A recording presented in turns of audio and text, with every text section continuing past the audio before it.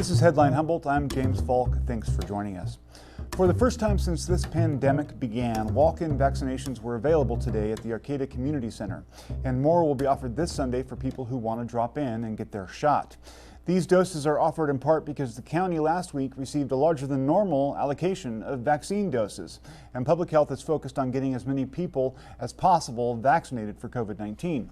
Sunday's event will be held at the same place, 321 Dr. Martin Luther King Jr. Parkway in Arcata from 4 p.m. to 7 p.m. Attendees can register on site. Openings are first come, first served, and officials warn that vaccine supply could run out. Remember that 16 and 17-year-olds can only receive the Pfizer vaccine and must have proof of age and be accompanied by a parent or guardian. If the stars for you are misaligned and you are unavailable Sunday, you can still register at myturn.ca.gov to schedule a vaccination point at some other time. Now, despite this good news, there were some complications this week as the FDA paused use of the Johnson & Johnson vaccine because of a rare blood clotting condition that has arisen in a handful of women. While there have been no such cases on the North Coast, hundreds of local pre-scheduled appointments were canceled because of the change, officials said. It's now seemingly a race as our mad dash toward herd immunity is complicated by surging case numbers in almost exactly half of these United States. Locally, our case counts and infection rates remain low and were so far stable in the lower threat orange tier. Businesses, schools, governments, and seemingly everyone else is in the slow process of coming back alive after a prolonged period of social hibernation. That being said, almost all large gatherings and conferences will continue to be held in cyberspace, a universe where the viruses are binary in nature and much less prone to require medical intervention. One such conference is coming up next Thursday, when a group of activists and political theorists will gather online to help our community and others visualize a different, more cooperative kind of economics. Our guest, former Green Party presidential candidate David Cobb, is an organizer of the Post Capitalism Conference, and he'll join us momentarily to discuss this event. As we emerge from the bunkers and basements, blinking at all the bright lights and masked faces, it's encouraging to see that during this challenging era of human society, the dreamers among us never stopped plotting to improve their world. Now, the interview. David Cobb, loquacious Texas attorney with a gift for gab and a penchant for pulling like-minded folks together to try and change the world. You may not agree with his politics, but no one can deny his passion and the eloquence of his advocacy. Welcome, David.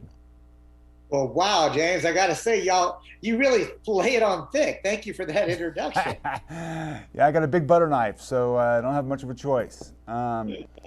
So let's talk about the Post Capitalism Conference.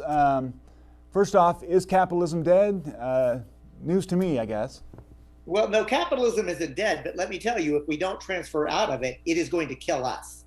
And I mean that sincerely, James, because capitalism is an economic system, right? Like some people say that capitalism is too hard to understand, but actually I can explain it in five easy to understand characteristics. Number one, the private ownership of the means of production. Number two, that goods and services are produced as commodities rather than for immediate use or need. Mm-hmm. Number three, that those goods and services are always sold at a profit, in economic terms called profit maximization. Number four, that labor itself is just one more commodity that's also bought and paid for at a profit. And then number five, all of that is organized through market allocation. Those five characteristics, James, will be what you'll read at Humboldt State University or College of the Redwoods, or even if you've got a good civics class in high school, that's literally the characteristics as defined and agreed to by anyone.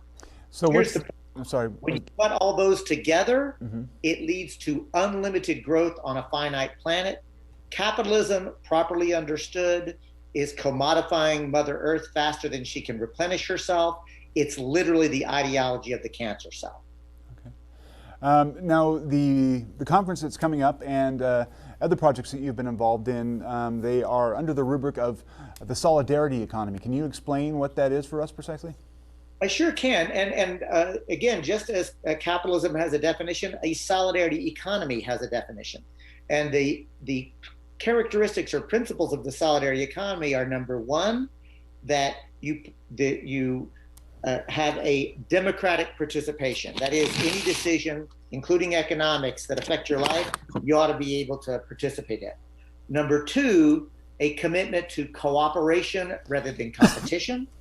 Number three, equity across all dimensions: race, gender, sexual orientation. Number four, a commitment to sustainability and regenerative nature, respecting the limits of Mother Earth. And number five, and this is important, pluralism. That is to say, the recognition that there are many different approaches. A solidarity economy is one that is not rigid and dogmatic. It recognizes that we ought to be experimenting with a lot of different things.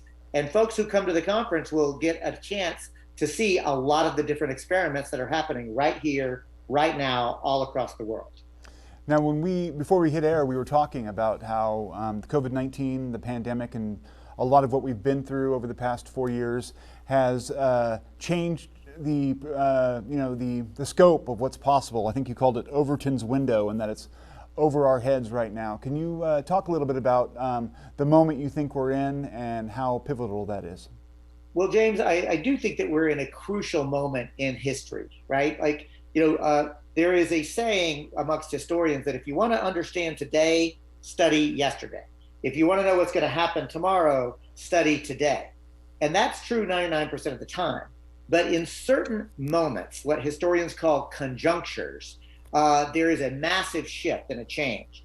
I believe that even before the COVID pandemic, we were already emerging into a new historic moment, that there was going to be some massive changes because the current system simply can't maintain itself. I believe that that new system will either be some version of eco-socialism or some version of fascism. The neoliberal center just simply cannot hold. So I work with people who believe that it's possible to transform our social, political, and economic systems into that solidarity economy. Some folks call it a regenerative economy or a sustainable economy. But I believe that in this historic moment, now is the time to begin to not only imagine the new world, but to actually live into it. Now, you've got quite the roster for this convention coming up. Can you talk about some of the names that people might see if they do attend? Well, I'll tell you, thank you for the acknowledgement, because we literally have some, frankly, national heavy hitters. We've got Rick Wolff from Democracy at Work, arguably one of the most famous economists in the United States today. But wait, there's more. We have David Korten, author of When Corporations Ruled the World and founder of Yes Magazine. We have Emily Kawano coming in from the U.S. Solidarity Economy Network. We have Margaret Kimberly of the Black Agenda Report, a nationally renowned journalist. We have Gloria Matera, the co-chair of the Green Party of the United States. We have Kali Akuno of Cooperation Jackson. We have Chase Iron Eyes from the Standing Rock Sioux Reservation and Last Real Indians. Again, these are really important theorists and practitioners of this new world. Yeah. One of the things that people often ask when they're confronted with ideas like that is, it would be nice, but there's a long way to go from where we're at currently to implementing some of these ideas. And I wonder what has to happen in the interim to function as a kind of midwife for these sorts of transformations. I mean, you're basically talking about the wholesale transformation of American commerce and society. How do we get there in a system that doesn't seem to allow for that possibility? Well, thank you for the question, and I'll answer it directly. And I'll also say, people used to say, yeah, we could end slavery. That would be nice. They used to say, yeah, it would be nice if we could allow women to vote. It would be nice if we could have trade unions. It would be nice if. My point is, James, that systemic transformational change always seems impossible until it's not. And just as our society evolved and morphed from a feudalistic society to a mercantilist society to an industrial society to a capitalist society, we are going to morph again. And I believe that the way that we help assist that, to to be a midwife, in your words, is to identify those kinds of reforms that are possible right now and implement them and then connect them. Let me give you a taste of what I mean. Public banking, participatory budgeting, worker-owned cooperatives, community land trusts, local controlled energy production and distribution models, universal basic income. We're going to go deep on those and many, many more. And the point is, James, each one of those reforms I just described are literally being implemented right now in this country. Those are not just pie in the sky ideas. They're actually experiments that are happening. I believe, and we at the Solidarity Economy believe, that we need to connect those experiments and scale them so that we can shift away from the power over dominator competitive economy into a power with cooperative sustainable economy. What do you think would be the first pillar of all those different ideas? What do you think would be the best and most advantageous platform on which to build? Well, I'll tell you, come to the conference on Thursday, and the very first session is going to be a topic titled in Community Land Trust to Use Regenerative Economics to Reindigenize. Michelle Vassell, the tribal administrator of the Yurok Tribe, myself, and Chase Iron Eyes will explore how to use community land trusts, which are, again, legal mechanisms that exist right now, but James, to use them differently. Imagine creating worker-owned cooperatives that actually are meeting human needs. Imagine affordable housing that are using buildings that are all LEED certified and carbon neutral. Imagine housing as a fundamental human right. What we're talking about is returning this land to the stewards who have stewarded it since time immemorial, because frankly, they know what to do. And so, and as a guest, an uninvited guest, I might add, to ancestral Yurok territory, I'm looking for a way to be a good guest and to do it under the leadership of and in partnership with the Yurok Tribe. And the idea of an indigenous-led community land trust in Humboldt County, in Yurok territory, to me, that's the underpinning. That's the one I'm most excited about.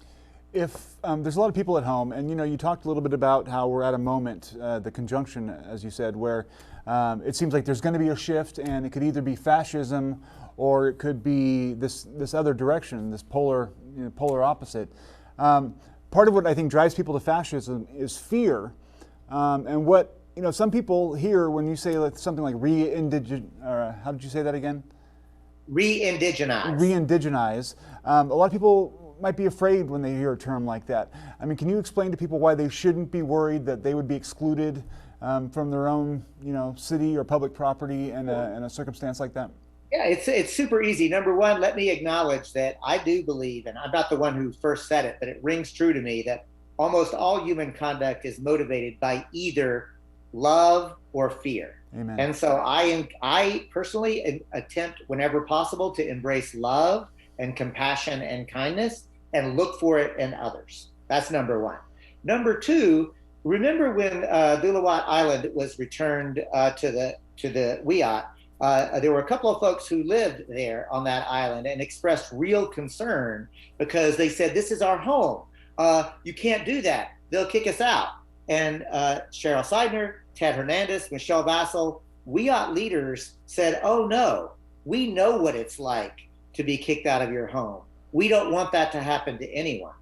So I guess what I would say is decolonizing is not an effort to make somebody feel guilty or scared. It is to say, no, actually let's return to the way it once was. Because James, remember that you, me, and everybody listening to us and watching us right now, we all descend from indigenous peoples. We all had ancestors that were once in right relation with each other and the ecosystem and Mother Earth.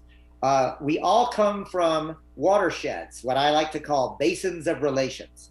The reality is that we can participate in a shift to a ecologically sustainable, regenerative, socially and racially just society. And it'll be different than the one that we're living in now. But actually, I'm not scared of that. I am actually quite looking forward to living in that world. You've often said in our previous interviews, and we've chatted a number of times over the years, that the difference between Democrats and Republicans is minuscule when it comes to either of their positions on important issues in economics. Have the last 4 years under Trump and now with a few under Biden, has that changed your mind at all?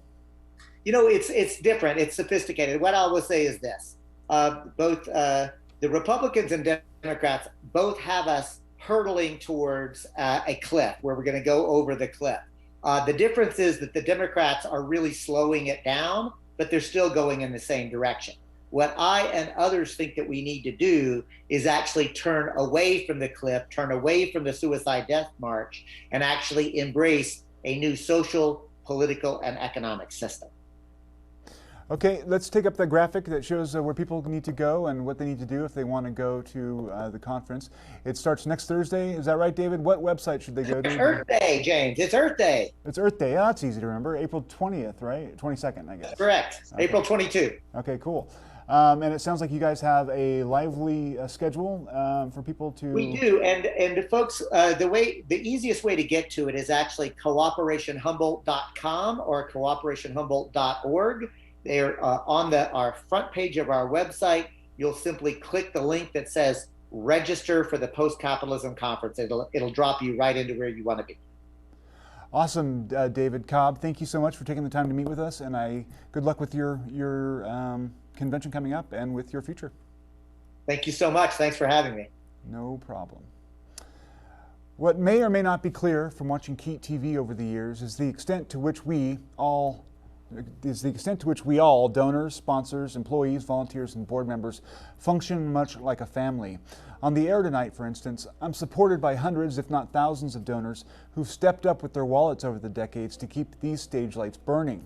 Indeed, even the camera that captures me right now is likely run by volunteers who have taken time out of their lives to help keep and the community informed. Well, it's my sad duty to report that we have lost a member of the KEET family recently, and we're taking a moment to honor his legacy. On April 6th, James Maxwell Anderson died peacefully at Timber Ridge in Eureka with his loving wife Judy by his side. A former KEET board member and longtime supporter, he will be missed. He led an amazing, active life in the community, supporting and leading numerous organizations and accomplishing much that will serve to keep his name alive for generations. Due to COVID-19, no services will be held. Thank you, Jim, for all that you've done with your amazing life.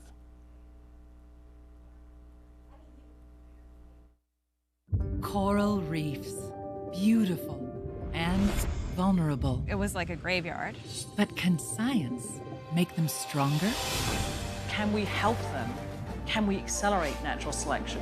We are growing corals to be more resilient. More climate ready, more climate tolerant. We can make choices to help our coral reefs to bring them back to life. Reef Rescue on Nova.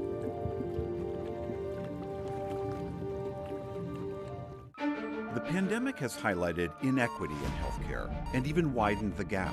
While some in America receive cutting-edge care, millions go uninsured. It says to me that a lot of people don't care. What lessons can we learn from the rest of the world? No one says, well, that's going to cost too much, so we're not going to do it. There's a basic level of care that people deserve. Critical Care, America versus the world.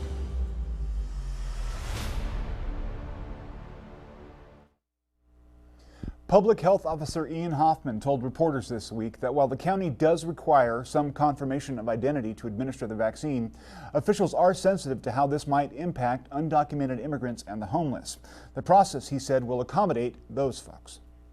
Yeah, there's a lot of different options, and we definitely are trying to set the bar low.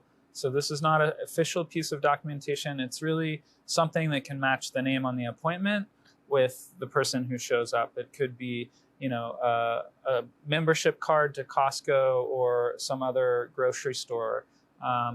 Just anything with your name on it that matches the name on the appointment. So there's no official requirement. As far as homeless outreach, Open Door is working with us closely to do homeless outreach in the homeless community, and those are really individual efforts, not through the mass vaccination clinics. So those would have very different requirements in terms of their documentation status. Hoffman also said that a surge in the number of vaccines sent to Humboldt County last week has enabled a marked increase in the number of shots given, but that number isn't likely to stay so high. Last week we received more than 11,000 doses, and this week the number is dropping to 7,400. Hoffman said people need to get their vaccinations now and take advantage of the opportunity. So we have been expressing a need for more vaccine for months now in Humboldt County, and the state was finally able to meet that need and give us doses to help us get to our goals. I am not confident that we will continue to get that level of vaccine, especially given what's going on with Johnson & Johnson pause, with the administrative error in a plant that was manufacturing Johnson & Johnson, and with a small decrease that's coming to California over the next couple of weeks. So I really want to encourage everyone to take this opportunity to use these vaccines that are here. We have them now. We want to get them into arms as quickly as possible because we don't know for sure that we'll have this much in the future.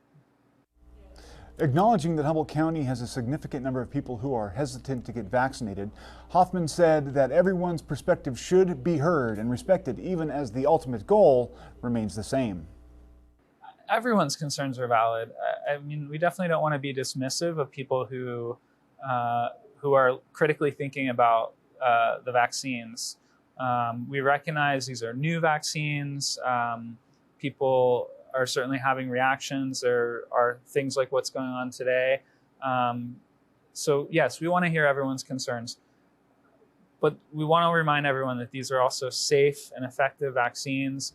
And even given what we're dealing with right now, we always are measuring the potential rare side effects from a vaccine versus the much more common and often deadly consequences of getting the diseases we're trying to prevent. So, we want to continue to hear everyone's concerns, and we hope that we can, be open to that and move the vaccine effort forward by listening and hopefully getting more and more of our population to get vaccinated.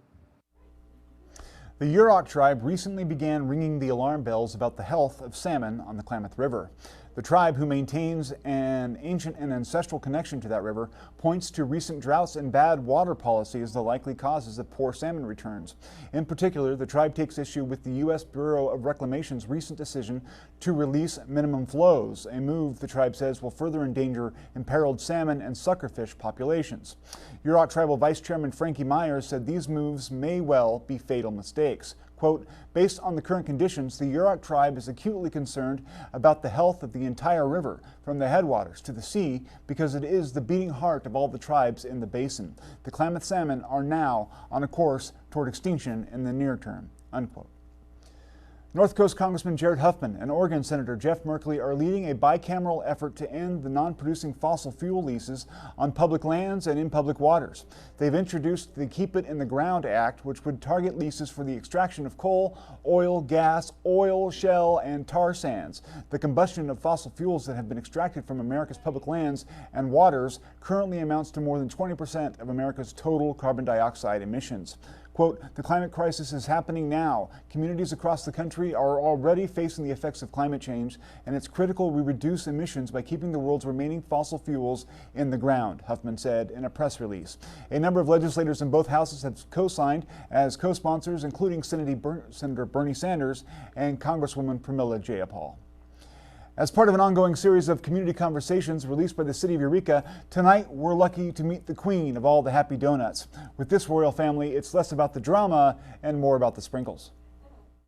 Hello, my name is Natalie. I am what I call the queen of the happy donuts. Also a face of happy donuts here too. Everyone call me from a donut princess now upgraded to donut queen. Happy Donuts is a family-owned business for a few generations now. Happy Donut been here for close to 3 decades. We are known as best donut in Humboldt counties or best of North Coast for many years as well. Everything that we serve here is all homemade family recipes. Every day is even constantly just go non-stop. It's like one after one, but never been a long day for me. When you enjoy your job, it's just never a day of working. It's just like a happy and enjoyable day. 90% of our customers here as repeating customers, which I've been calling friends and families for quite some time. Every time when I get to see them, it's so fun, and it just like make my days go much better. It's such an honor to receive this Business of the Year as well. We have a lot of communities that show love and support and congrat us. It's a heartwarming, and it's such an honor to receive this Business of the Year from City of Eureka. It's like a dream come true. The reasons that brought me here is I'm in love with the natures.